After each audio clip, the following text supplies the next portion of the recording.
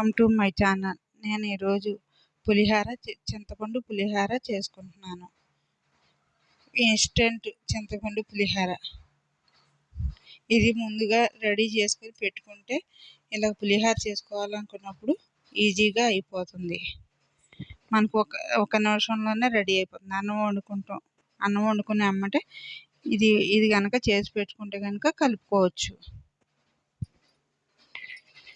నా దగ్గర రెడీగా ఉంది కాబట్టి నేను కలిపేసుకుంటున్నాను.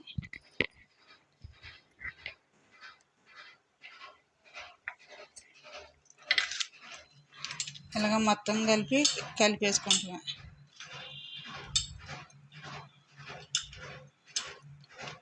ఇవన్నీ బాగా కలిసేలాగా కలుపుకోవాలి.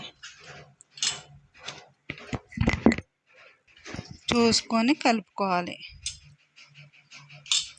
నేనైతే కనుక ఇలాగే చేసి పెట్టేసుకుంటాను.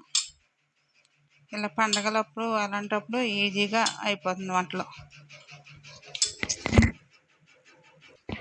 పులిహార రెడీ అయిపోయింది. ఇది కనుక మీకు నచ్చినట్టయితే కనుక లైక్ చేయండి, షేర్ చేయండి, సబ్స్క్రైబ్